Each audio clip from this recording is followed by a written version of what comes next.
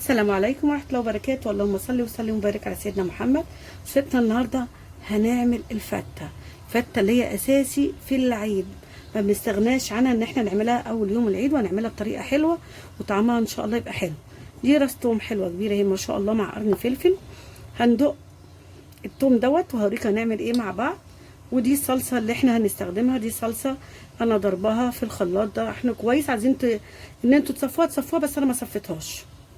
انا هرست التوم يا جماعه، هرساه في الهون وقسمته نصين. خدت نص ابيض زي ما هو كده، ونص اللي انا عملت بيه قرن الفلفل الاخضر، عشان اقول لكم هنعمل ايه مع بعض دلوقتي. انا هنزل كده بمعلقه سمنه حلوه كده يا جماعه، دي سمنه بلدي، عشان هنعمل اول حاجه الصلصه بقى وطعم وريحه حلوه اللي بتفرق في الفته بتاعتنا. الصلصه اهم حاجه في الطعم. هننزل بالثوم بتاعنا اللي احنا هرسينه مع الفلفل الاخضر. الفته يا جماعه الصلصه بتاعتها بتحط الثوم قوي قوي قوي قوي كده، بسم الله ما شاء الله. وهننزل بمعلقه كزبره، معلقه صغيره كزبره. انا هيشم بس ريحه الثوم، مش عايزاه ياخد لون. بصوا يا جماعه، انا شميت ريحه الثوم، مش عايزاه ياخد لون. عايزاه الثومه بتاعتي تبقى مخليه الصلصه مسكره. وانا محضره فنجان خل صغير كده، فنجان خل هنزل بيه كده واسمع صوت الطشه والريحه الحلوه، لان هي الفته الصلصه بتاعتها زي ما قلت لكم اهم حاجه، وبتعتمد على الخل والثوم. هننزل يا خالد غلوه الخل مع الثوم والكزبره. هننزل بقى بالصلصه بتاعتنا طماطم كده الجميله دي، ونسيبها بقى تغلي كده مع نفسها. هنحط التوابل بتاعتنا عباره عن ملح وفلفل وشويه سكر وكمون. الكمون اقل من الفلفل. هي دي التوابل اللي احنا هنحطها ونسيبها تغلي بيها. تاني حاجه هنعملها الرز بتاعنا الابيض المفلفل الجميل. انا حطيت معلقه زيت، واحط عليها برده شويه سمنه كده حلوين، وهنبتدي نعمل الرز مع بعضنا. السمنه بتاعتي سخنت، هنزل بالرز كده. الرز يا جماعه انا غسلاه ومصفياه الكميه اللي انتوا حابينها. دول كوبايتين رز معايا، وابتدي اقلب الرز بتاعنا كده. عايزاه ياخد طعم السمنه، ياخد طعم حلو. في حاجه انا هحطها معاه وانا بقلب الرز، شويه فلفل صغيرين وفص ثوم صغير، بيفرق في يعني في طعم الرز، بيدي طعم حلو وريحه حلوه قوي. وانا مش حاطه ملح عشان انا هزوده شوربه، لان الرز الابيض بتاع الفته لما بنزوده شوربه بيبقى طعمه حلو قوي. كده الرز بتاعنا انا اديته تشويحه، شوح كده عشان ياخد طعم فص الثوم وطعم زي ما انا قلت لكم السمنه وكده. بسم الله ما شاء الله. عايزه اقول لكم الريحه يعني تحفه بصراحه. الشوربه بتاعتنا بقى سخنه، شوربه لحمه يا جماعه.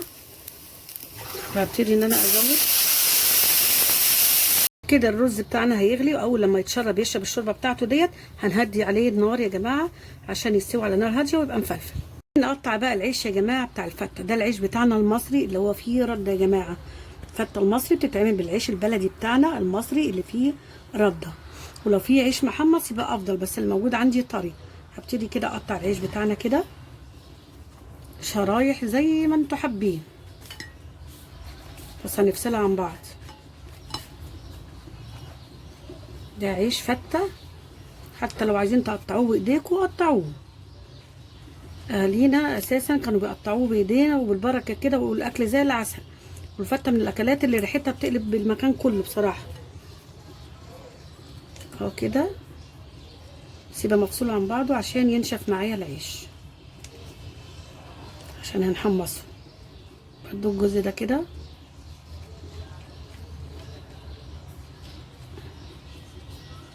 اي تقطيعه كده،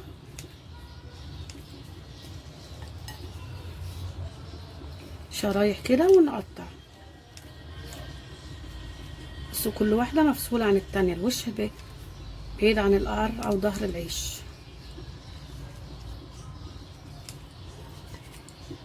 هعمل كميه العيش بتاعتي كلها بنفس الطريقه.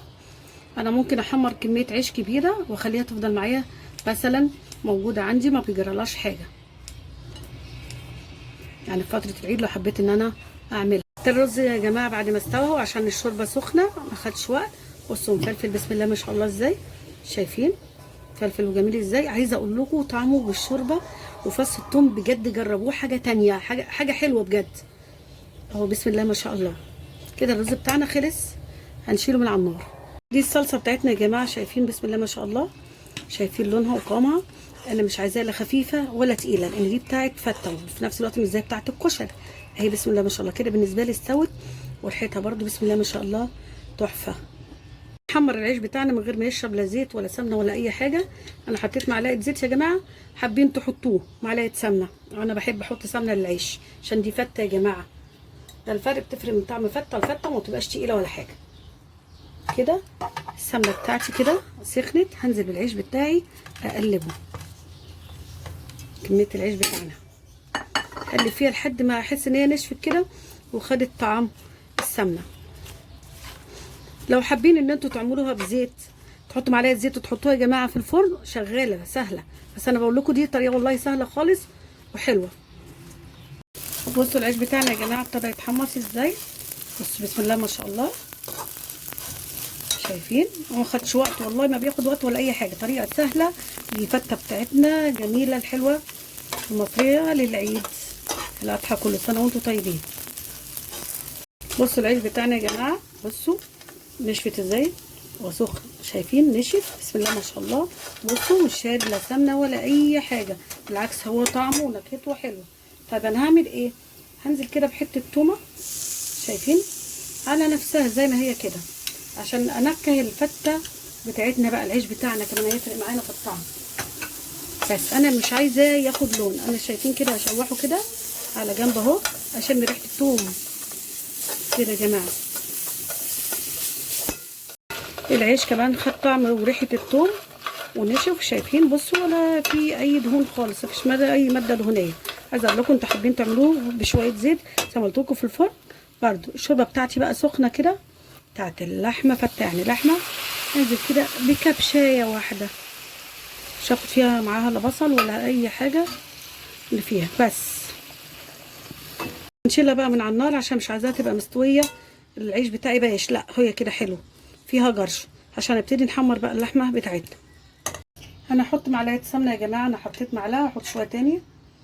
بس اللحمه يا جماعه بتتحمر بسمنه بلدي يا جماعه عشان تبقى طعمها حلو بتاعت الفته. سخنت، انزل باللحمه،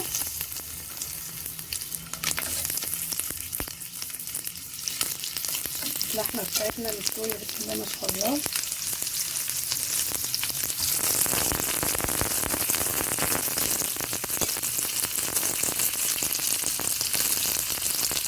انا بشيل منها البصل يا جماعه لان هو لازم فيها خلاص البصل ما يطبقش معاكم يتحرق.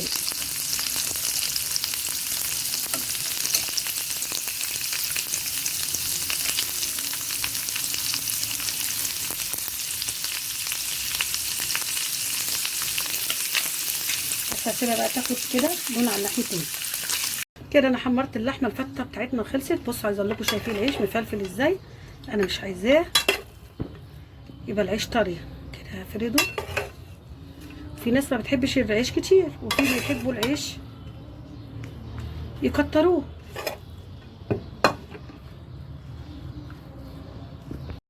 هننزل بقى يا جماعه بالرز عليه كده، كل حاجه قدامكم بسم الله ما شاء الله. شايفين الرز مبدور بدر ازاي مفلفل بسم الله ما شاء الله. طبعا هعمل الطبق ده وبقيه العيش انا شيلته على فكره يا جماعه. انا بحب اعمل فته اكلها وهي سخنه، ده طبعا انا عشان ايه. بصوا يا جماعه كده الرز، هبتدي بقى شايفين الصلصه بتاعتنا بسم الله ما شاء الله. هي الفته قلت لكم صلصه، الصلصه بتاعتنا الجميله الحلوه بمريحه حلوه كده. دي الفته المصريه بتاعتنا. في ناس بتحب على فكره الفته يا جماعه بتحب تشرح عليها صلصه، تعملها بس بالخل والثوم بس، ده على حسب الرغبه. بس شلنا بقيت برضو الصلصه، شايفين لون الصلصه بسم الله ما شاء الله وشكلها. اللحمه يا جماعه بعد ما اتحمرت انا هتفرشيت عليها ملح وفلفل، هبتدي بقى كده ايه احطها على الوش. ده الشكل النهائي يا جماعه لطبق الفته بتاعتنا المصريه، وطريقه الصلصه مريحه مفحفحه وجميله بالخل والثوم. وكل سنه وانتم طيبين، وان شاء الله اللي يتفرج على الفيديو بتاعي ويعجبه دعمنا بلايك ويشترك في القناه ويفعل الجرس عشان يوصل له كل جديد.